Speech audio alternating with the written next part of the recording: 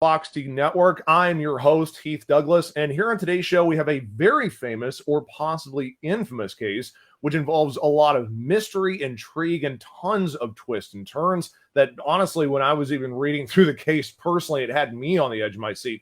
I would like to welcome a Mrs. Amanda Large. Amanda, thank you so much for coming to the show today. Oh, thank you. Thank you for having me. It's a pleasure. All right, no worries.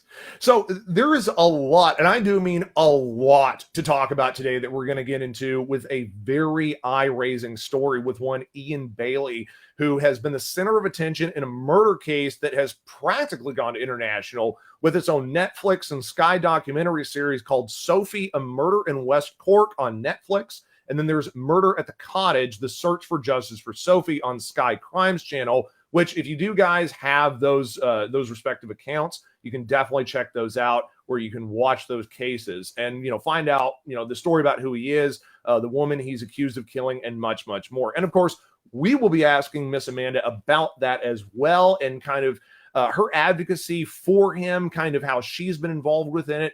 But before we get into all that, just want to highlight our sponsor. And then, of course, is this network's own coin, the Fox D coin.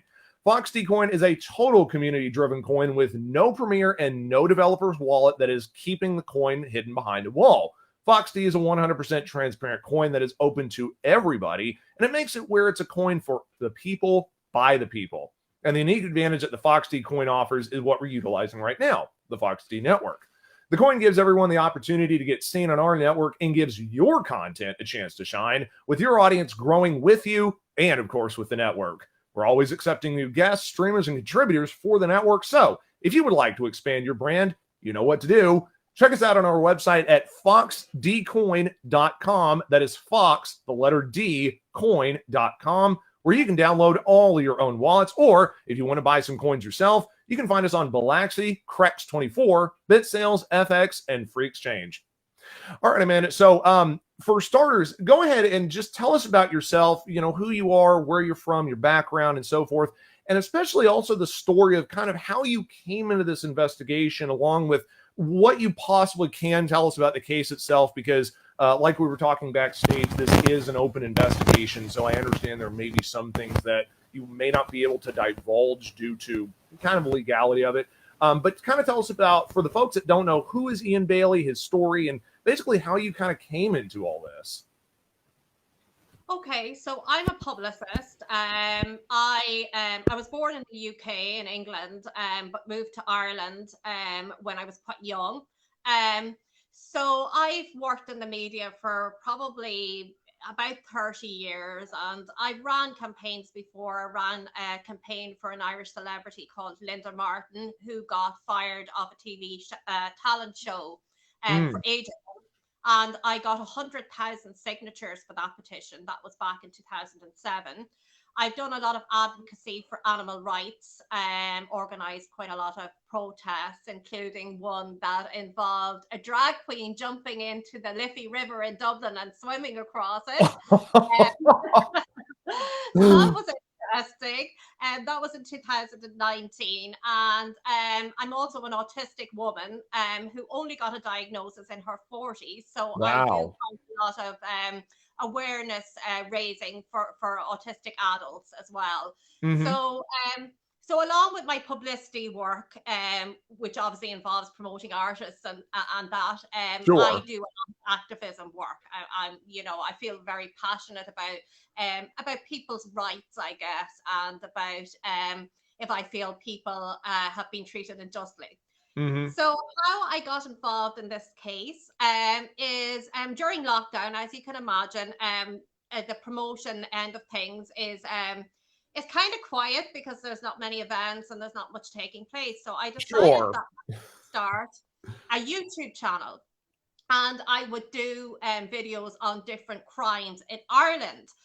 Because, there's lots of crimes on, that happened in America, like the Elisa Lam case, and even the White House farm case in the UK. But there wasn't really much about Irish crimes. So I started to look into a lot of Irish crimes, and the one that I did that I put more research into before this one was probably about Ireland's Vanishing Triangle, with Annie McCarrick being a very famous American woman who actually went missing in the Vanishing Triangle. So that was quite popular. So then the documentaries, as you say, came out on Netflix and Sky, and I initially wasn't going to do a video because Jim Sheridan's documentary, which is Murder at the Cottage, I was like, well, I'm not going to do better than Jim Sheridan. So right. All professionally done, all the professional microphones and cameras, you know. Yeah. But so I watched it. I watched it, and I was very, very taken in because, as you say, it is such an unusual case. I've never came across in all my research on cases before. I've never came across one quite like this. So then I realized it was one on Netflix too. So I binge watched that directly after the Sky one. Wow. Away very much with the feeling after watching Jim Sheridan's, I felt Ian Bailey's innocent. Then I watched the Netflix one and I felt it was very biased the other way. And I was coming away saying, I'm kind of getting guilty vibes from this one.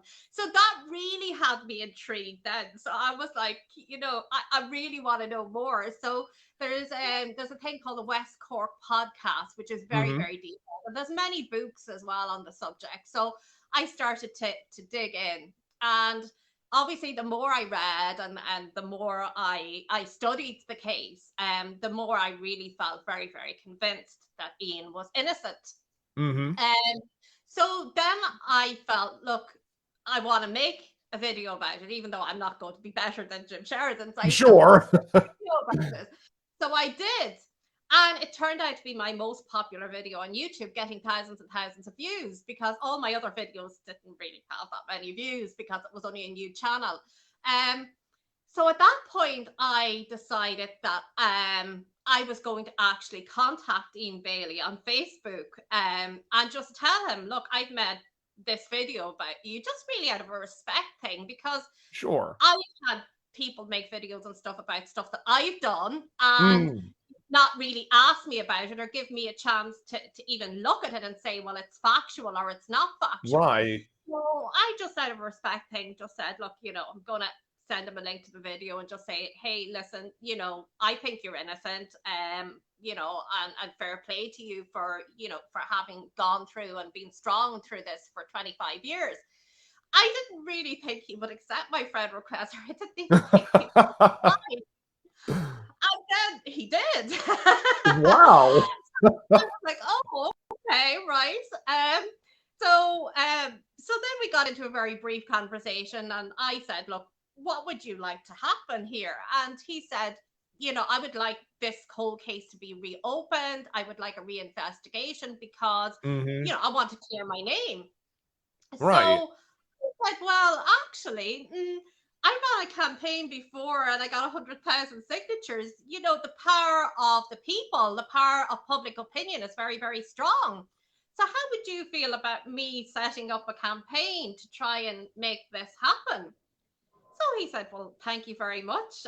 I'd really appreciate it. I would assume so. So that's how it kind of started, really. So then I went into full publicist mode. You know, how am I going to make this happen? How am I going to get, you know, people to sign it, and how am I going to present this in a way? Because, like you said, it's such a complex case, and it's very hard. Sure. People engage with stuff that's really, really long, so you have to try and put it into bite-sized pieces for people to get it. So I started to make little smaller videos showing some of the discrepancies that happened in the case. And we're now up to 15,000 people in a month. Wow. So, and just me running the campaign just for one person. So I don't want my head to get too big here, but like I do. Sure. And it does show that people are on his side, you know, that people are kind of seeing, you know, that there is injustice here.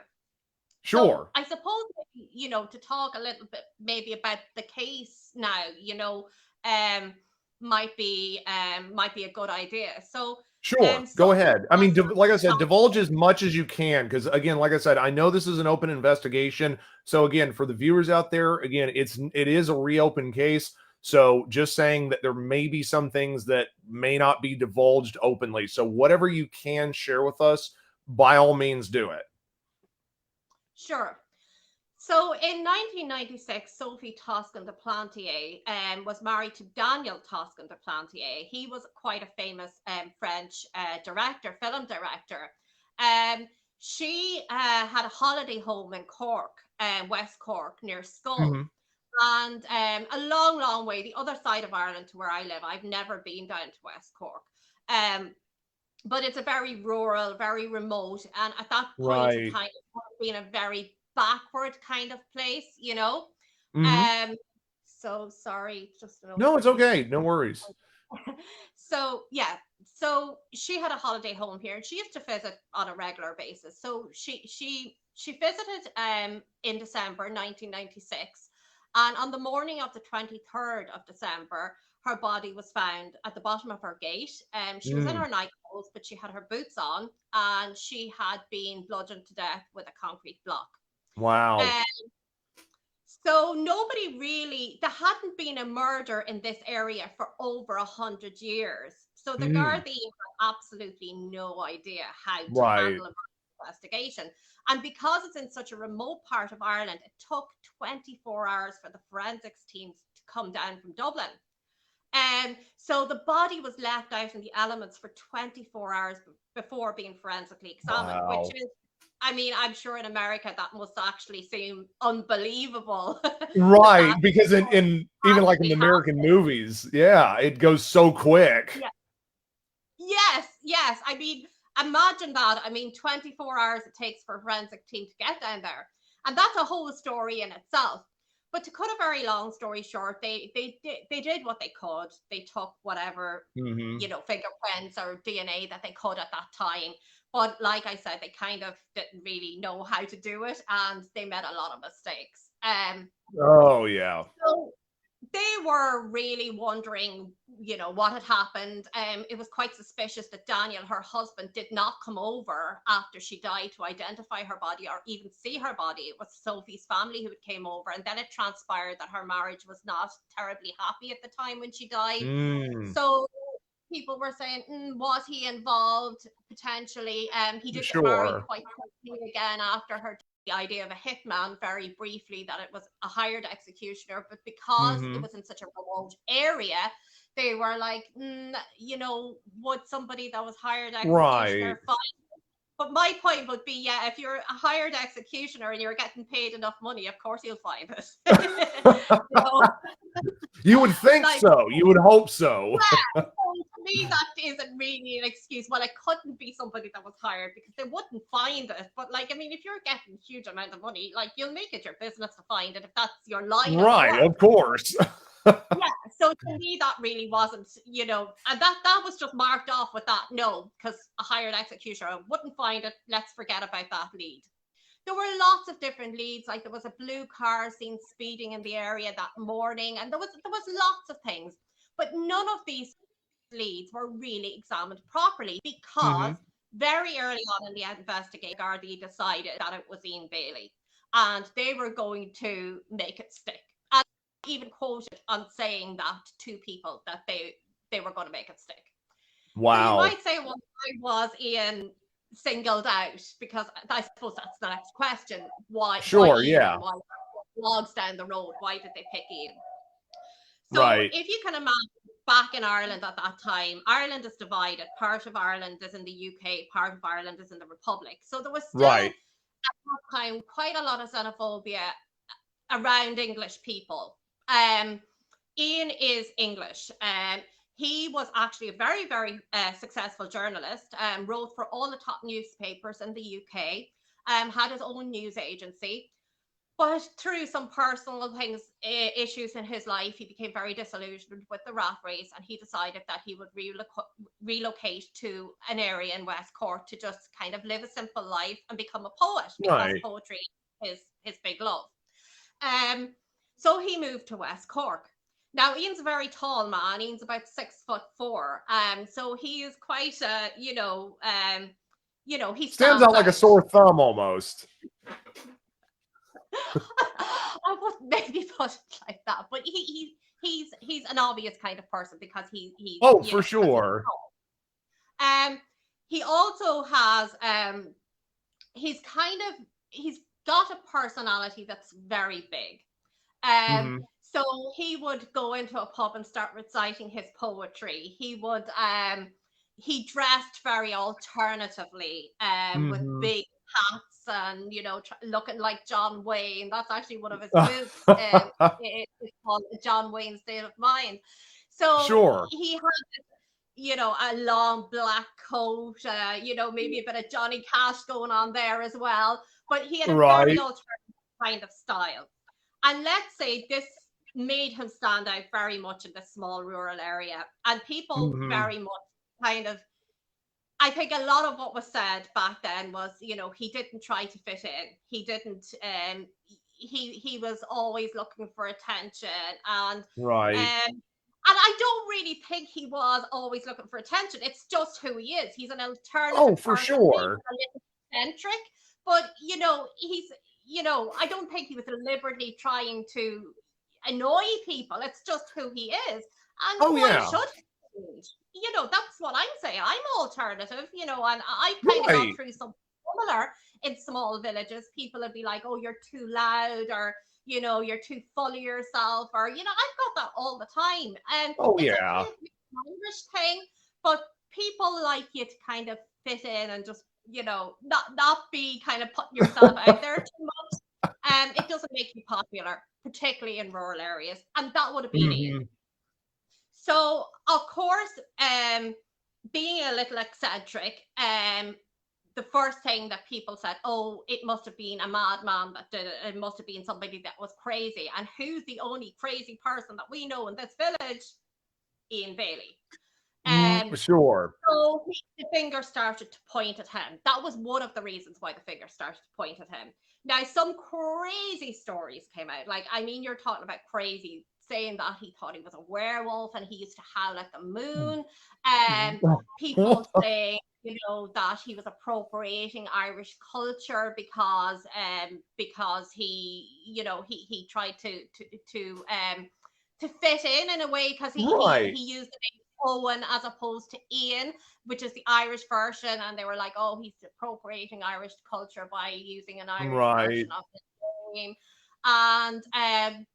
And Ian loves Ireland and loves Irish culture, and in no way was he being disrespectful. If anything, it would have been, you know, as a sign of respect or flattery towards Ireland, because, you know, he's Mhm. very much Irish identifying, even though he is from England. But yeah, I mean, some crazy, crazy stuff was said about him. And the more the gossip mill kind of started to turn, the more crazy stories that were coming out. Ian, like I said, was an investigative journalist in the UK. So when this story came up, one of the local newspapers in Cork contacted Ian, because he was the only person with any journalistic experience that lived in the Right. area. And they asked him to go and do some investigation and to come up with some stories, which he did, because that's in his nature to do Mhm. it. Yeah. And as he started to investigate the story and get stories published, this made people suspect him more, because they're like, well, how does he know this? And how did he know that? And he wrote this story and he's inserted himself into this. So in Mhm. a way, by doing his job as an investigative journalist, it kind of, you know, it made him more of a suspect to Right. the local people and the Gardaí.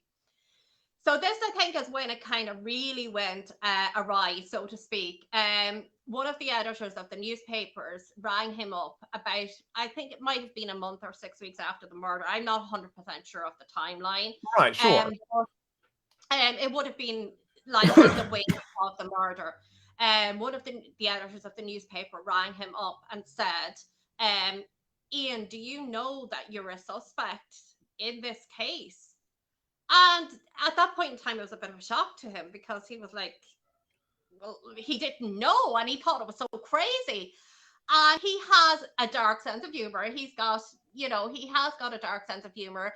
And he said, yeah, of course it was me. Sure, I did it for a story. And that was literally taken as a confession. Right. Now, maybe that was a joke, maybe a joke in bad taste, but I mean, he clearly Right. wasn't No, I know. thinking. Yeah. He was kind of making fun, I suppose, of how ludicrous he thought the idea was. Right. Um, Sure. Well, then at that point, he's getting arrested and he's getting questioned, and he voluntarily gave his DNA. His DNA did not Right. match any DNA that was found on Sophie. There was literally nothing, not really Hmm. any evidence whatsoever to link him to it, apart from gossip Yes. and speculation. There was no solid evidence whatsoever to link him ever even actually having spoke to Sophie. Um, so the DPP in Ireland, which is the Department of Public Prosecutions, they make the decision based on the Garda files. So the Garda sent all this files in, all about witness statements about his behaviour, and then there was another Hmm. lady who came forward to say that she had seen a man with a long black coat around that Ah. area. And Ian owning a long black coat. But in her original statement, she said that the man looked Middle Eastern and had sallow skin. And she said he was about 5 foot 8 Oh. or 9. So that does not fit the description of Ian whatsoever. Obviously, Apart yes. from a long black coat, that was the only thing. But the guards insisted it was Ian, it was Ian, it was Ian. So eventually she said, yeah, okay, it must be Ian. But all of this was all sent into the Department of Public Prosecutions twice, and Hmm. twice they threw it out. The DPP said, no, there is no evidence. We're not going to try him. There's just nothing. It's just circumstantial.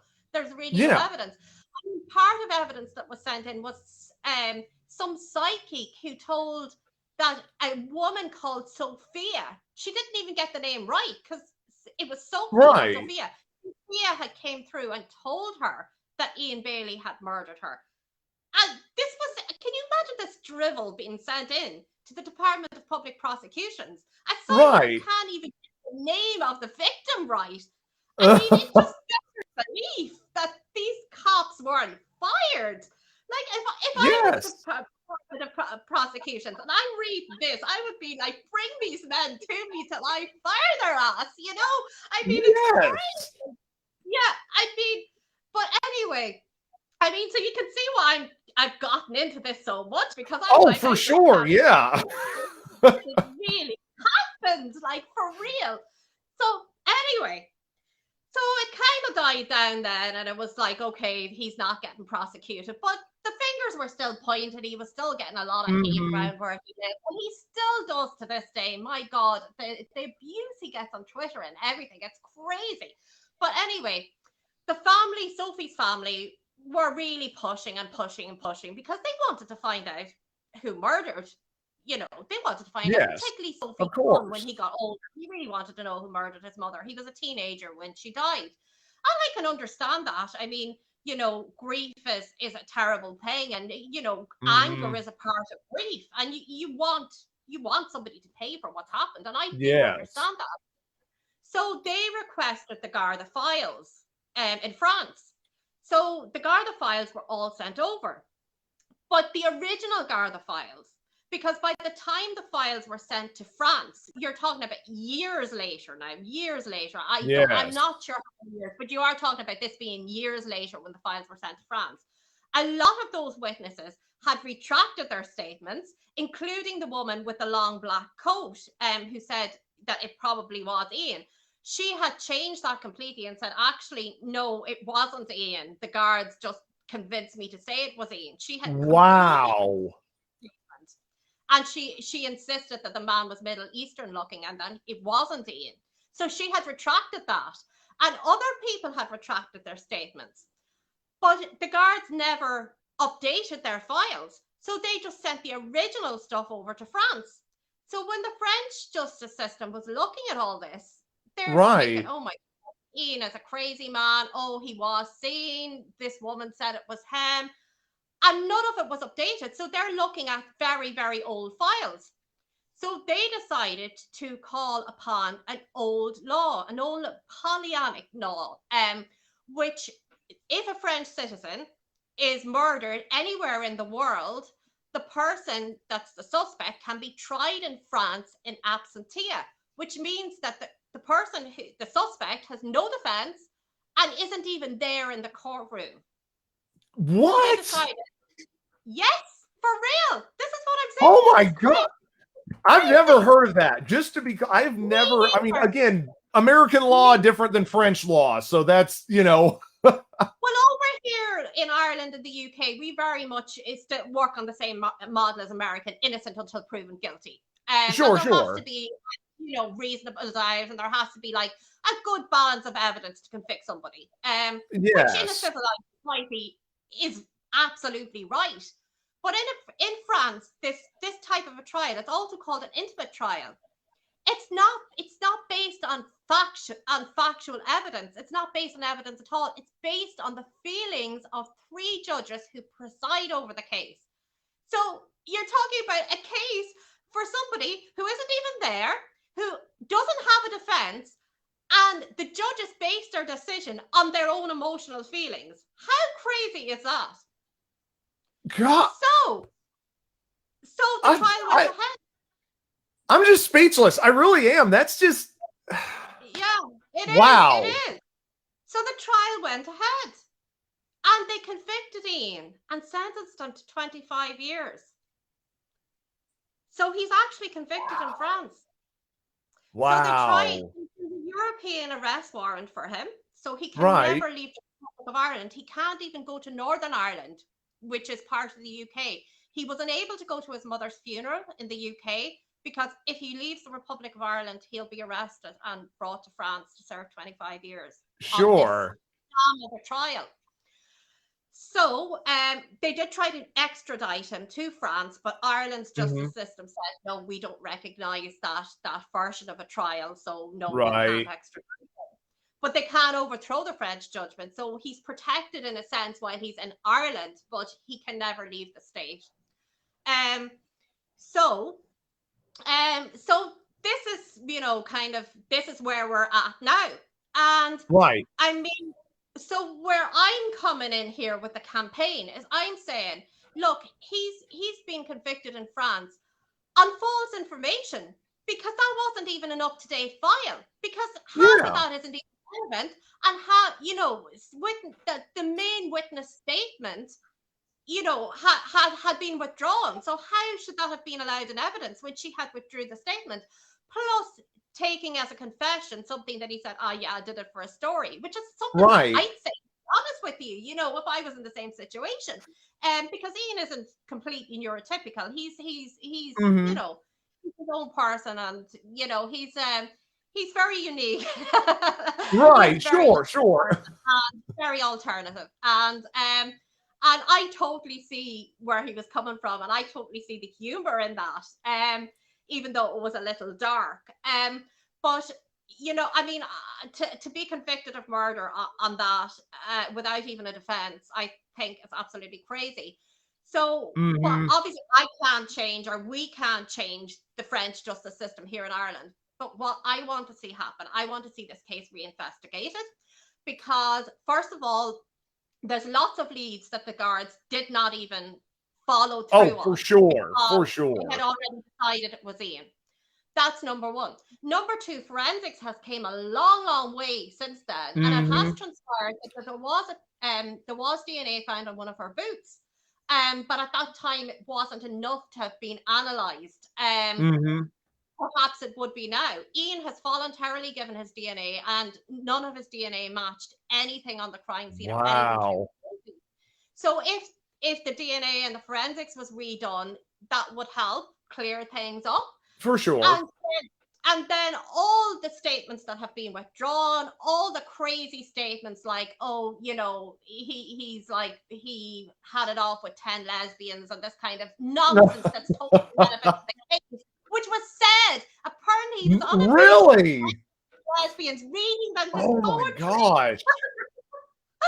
For real. Like, a naked man with 10 or 12 lesbians, like, that's the last place you'll find 10 or 12 lesbians. Sorry to upset all you guys, like, but, you know, that's the last place you're going to find them dancing around to poetry for a straight man. No. Right. But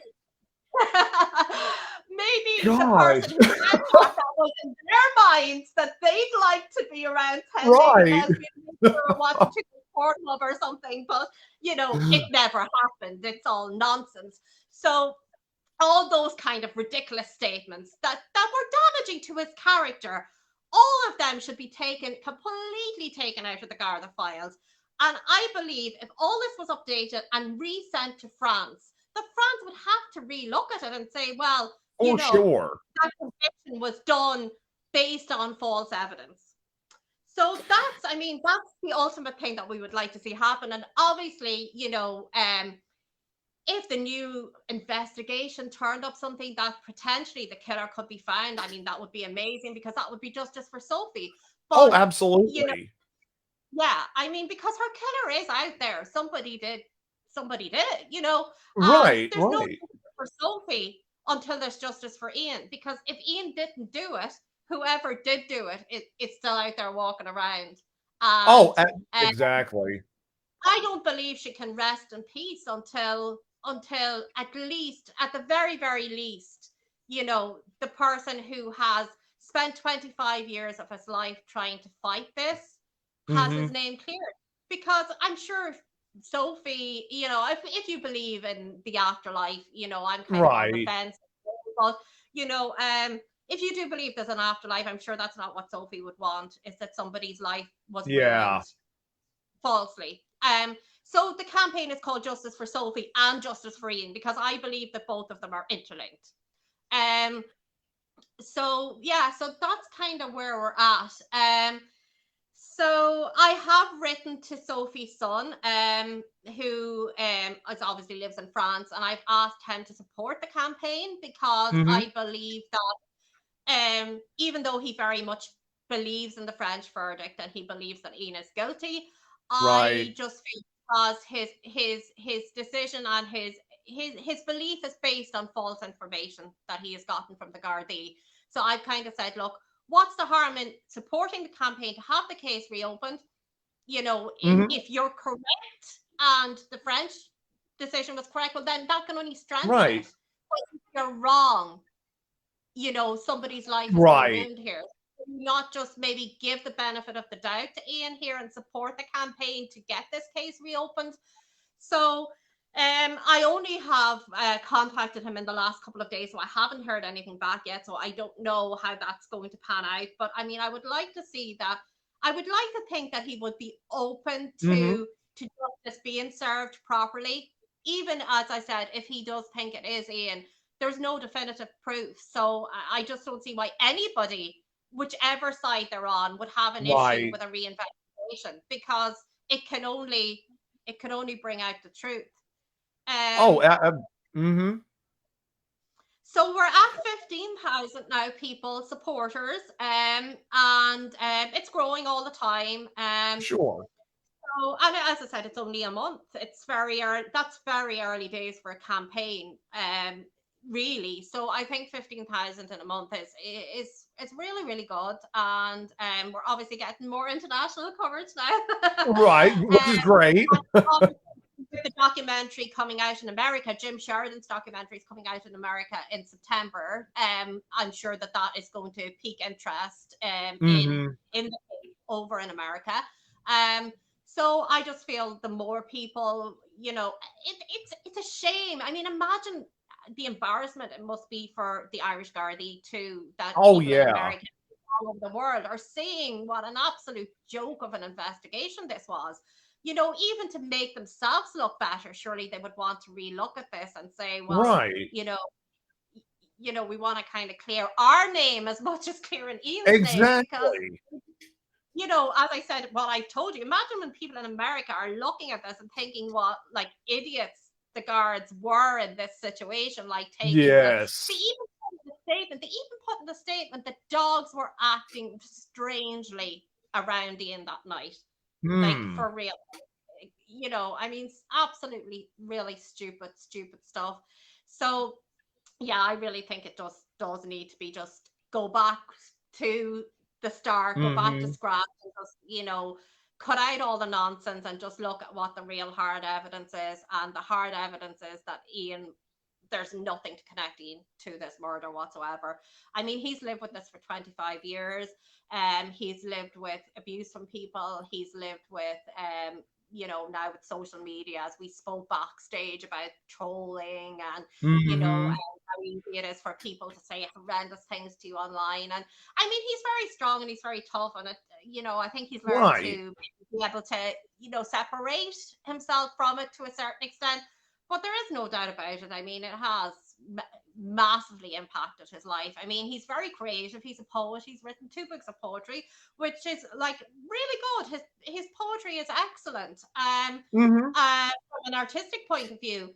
And I mean, I just feel that people see him as the suspect in the Sophie, Toscan, the Plantier case. They don't Yes. see him as a great writer. They don't see him as a poet. They don't see him for the things he should be known, because he does have a huge personality, and you know, he just does have, you know, when you kind of meet people like I've met Eminem, for example, and you just know, wow, this person's amazing. This person has skill, Yes. talent. You get that with Ian. It's just like, you know, that person has talent. They have that kind of, you know, they just have that aura about them. And I Right, just for feel like sure. he's known for all the wrong reasons, and he hasn't really had the opportunity to maybe, you know, be the person that he could have been had all of this not Right. happened. Well, and you know, and you talk about with, you know, his case and kind of, you know, really how he's been portrayed. Because one of the articles that I had actually read from the Irish Mirror is that Mr. Bailey had stated in the Netflix documentary version of this case is, and I'm quoting this from the paper itself, is he said, quote, "It's a piece of self-serving, demolishing propaganda because they only showed him briefly in the Netflix version, while on the other hand, the Sky documentary had given him a lot more time." And so what I'm wondering, and I guess what many people are maybe wondering as well, is in regards to your cause, and which is his cause, do you think that there can be a bit of bias play with cases such as this, where, you know, you can have certain people see him in one light and then others in another light, where it might possibly damage your guys' fight to get him clear to the charges? Absolutely. The Netflix one, Ian did not take part in whatsoever. In fact, he didn't even want the pieces of himself that they used in it. Mm-hmm. And I think his lawyers and stuff are looking into that at the moment, because he didn't really give permission, I don't think, for it to be used the way it was. Because yes, the Netflix one was all about sensationalism, and it was very, very biased. Mm-hmm. Even when I watched it, I'm just glad I watched the Sky one first, maybe, and not the Netflix one, because Right. you know, where, you know, what my opinion might have been had I watched the Netflix one. For Although sure. I'm pretty open minded, but yeah, I can understand people who have only watched the Netflix one being biased. But here in Ireland, it's very, very extreme. There's people who are absolutely passionate about him being innocent, like me, and then there's people who Mm-hmm. are absolutely passionate that he's guilty, and it's a very, very polarized Sure. opinion here in Ireland. And I definitely think absolutely the Netflix documentary, if that's the only one people have seen, definitely does not Right. give a balanced view of it. And I mean, when you learn about journalism and everything, you learn that all articles are meant to be balanced. There's meant to be, you know, Mm-hmm. it's meant to go both sides. But the Netflix one, for me, and I would say for a lot of people, really doesn't. It definitely was done in a way that they wanted the viewer to come away feeling that Ian was guilty. For sure. And I think to a part of that, there is kind of in any sort of media, is you want that sensationalism because it gets the clicks, it gets the views, it gets that notoriety that, you know, people are going to delve into, you know, spending that extra time, you know, because Netflix, obviously you pay for it. So, you know, you get people reeled in to pay for it. And so I think in some cases, like again, specifically with Ian's case, is you have it where the media, excuse me, the media, specifically Netflix, you know, is getting that story to be sensationalized to get people to, you know, really care, really buy into more of the product than buy into the story. And so you see instances Yeah, where, it's about unfortunately, views. It's about, getting people to watch it. It's about creating, controversy. It's not really about the Right. truth. But Yes. that's the entertainment business, isn't it? That is the entertainment Mm-hmm. business. A lot of movies that's even been made about things that are real life. They change this and they change that, and you'll see at the end, it's not Right. completely. But, it is not really about finding out the truth or portraying the truth. It's about getting the viewers and creating the most sensational kind of Mm-hmm. story that you can. So, yeah. Oh yeah. And something I wanted to go back to, you had mentioned about with the DNA, is even in the trailer for the documentary, which honestly I was reeled in just from watching just the trailer alone. Is it had mentioned Mm. even in the first couple of minutes of the trailer that there was no DNA at the scene of the crime. And understandably, being that this was 1996, DNA and forensic work overall, that was just not as developed nowadays as we have with all these advanced steps of, not just DNA, but things like fingerprints and soil samples that investigators can check with dirt and all this sort of stuff. Yes. Has there ever been at this time, with now the day and age that we have, has there ever been in your mind, over and over and over again that has said, like, recheck the evidence, but with today's technology and like you said, have them go back to it and say, no, this is the real evidence with the new DNA, quit going back to the 95 case and reopen it now?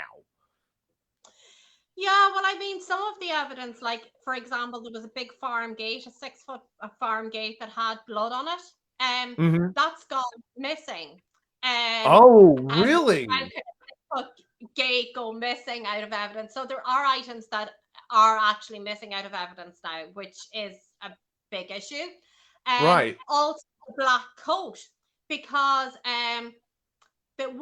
one of the main investigating officers is quoted on Netflix as saying, Ian burnt the coat because there was a bonfire where he lived Right. and the coat was burnt. We never got the coat to take DNA off it.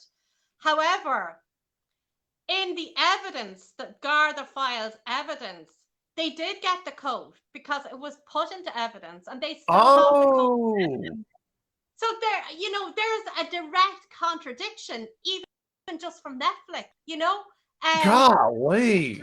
I've made a video, it's on my page, people can see it, where I have the guard saying, look, the coat was burned, Mm-hmm. that's why we never got any DNA, we never got it. And then in another part, another guard saying, here's the paperwork to say that we found the coat Right. and we have evidence and it was tested forensically. Wow.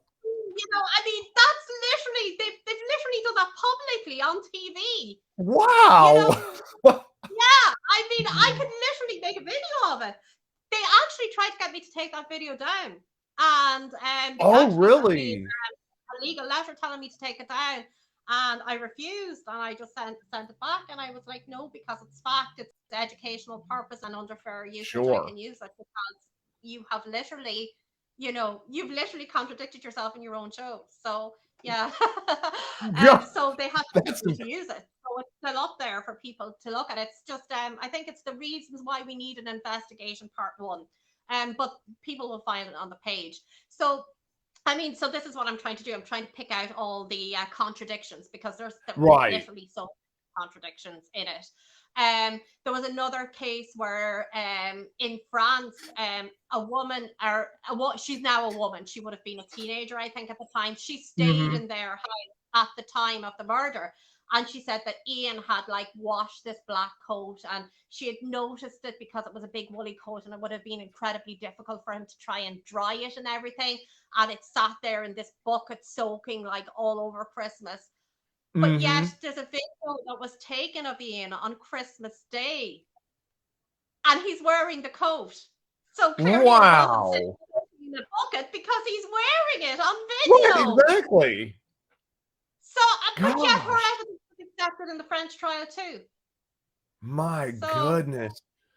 you know. Well, no, and that's amazing. Well, and kind of something too, you even talk about how, this is now 20, well, I almost want to say almost 30 years now because time's flying by. It's almost time for what, 2026 eventually is, being that the murder, so we're almost 25, nearly 30 years removed from 1996. And even though this case is still going on, is, and I think, and I know myself, and I think a lot of people would want to know as well. My battery is about to die. Oh, sorry. Okay. Well, sorry. Well, we'll just wrap it up with this then. Well, before your battery dies, before you go, is there anything else that you'd like to tell people? We'll definitely have links for the site as well for the video and everything. But is there anything else? Again, unfortunately, before your battery dies, is there anything else that you would like to kind of give people a last thing? Go onto the page. If you support the campaign, give it a like. Okay, awesome. All right. Well, unfortunately, with the battery dying, I guess we'll leave it with that. I think her battery just did die. Maybe had a little bit of freeze here. But guys, again, thank you, Amanda, so much for coming by. We definitely enjoyed it. Guys, also, you can definitely watch the video again on all of our social media. Thanks so much for stopping by, and have a great rest of your guys' day.